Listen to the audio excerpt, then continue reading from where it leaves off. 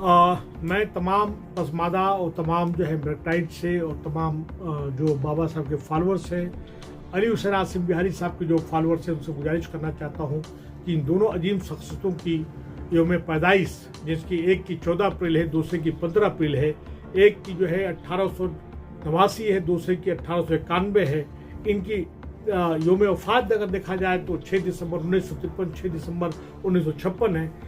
मेरी अब तमाम लोगों से जो आज पसमादा की जय बहुजन की बात कर रहे हैं, जय भीम की बात कर रहे हैं, उनसे दोबारा गुजारिश है कि इन दोनों शख्सियतों की जो है यौम पैदाइश जो 14-15 को है, एक साथ मनाया जाए।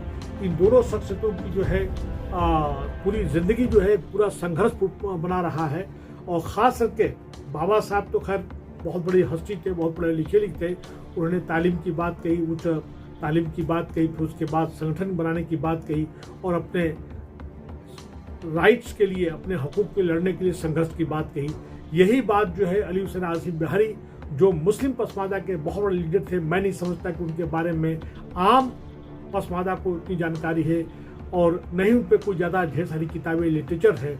हाँ, अलबत्ता जरूर है कि इनके बारे में एक किताब जो है जो लिखी है बंदे मोमिन का हाथ, वो प्रोफेसर सज्जाद साहब ने लिखी है।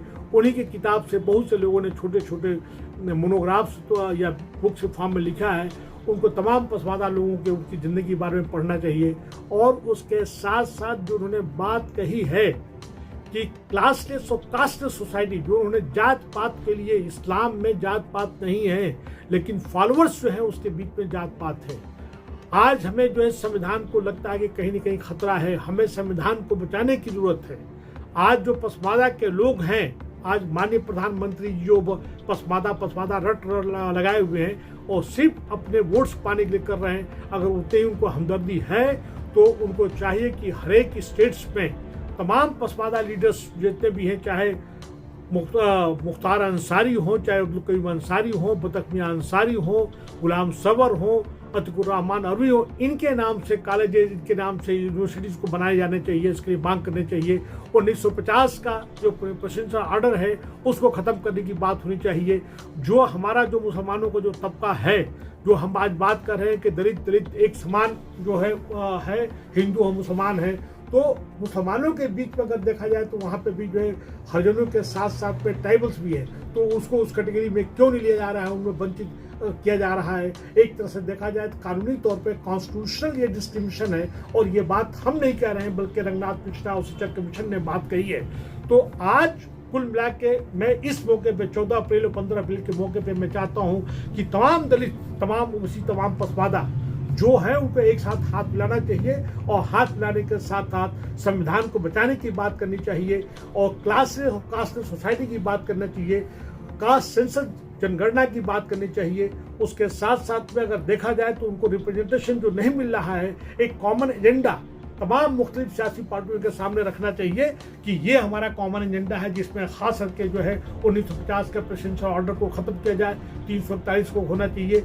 और हमारे जो पसमादा जो लीडर्स हैं, चाहे कयूम अंसारी हो, चाहे बतक मियां अंसारी हो, चाहे ये शेख विखारी हो, अली हुसैन आसिम बिहारी हो, उनके नाम से तमाम स्टेट्स में कॉलेजेस और उनके नाम से रोड्स को रखना चाहिए। और अगर ये डिजर्व करते हैं तो इनको भी भारत रत्न देना चाहिए, ये मांग करना चाहिए।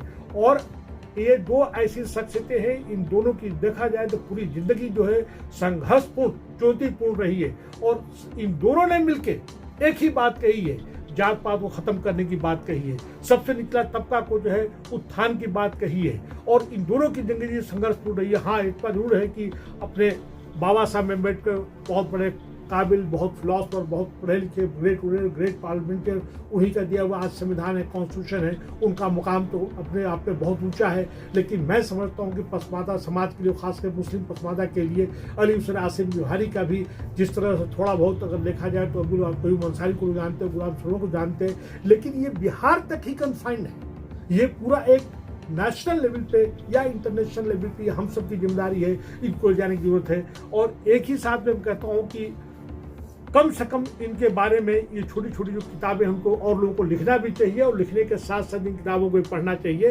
इन्हीं बातों के साथ मैं अपनी बात एक बार खत्म करते हुए कहने से पहले कहना चाहता हूँ कि 14 और 15 तारीख को इन तमाम अजीम शख्सियतों को उनके यौम पैदाइश को जोर शोर से मनाना चाहिए, उनके बताए रास्ते पर चलना चाहिए।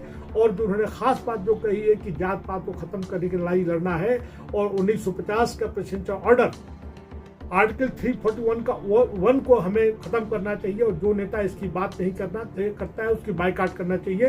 कुल मिला के इन दोनों शख्सियतों को एक साथ याद करना चाहिए, क्योंकि दोनों ने सभी दलित मुस्लिम, ओबीसी मुस्लिम, हिंदू मुस्लिम, दलित के लिए सबके एक साथ में काम किया। कभी उन्होंने कोई तफरीक या कोई डिस्क्रिमिनेशन नहीं किया है। आप सबका बहुत बहुत शुक्रिया।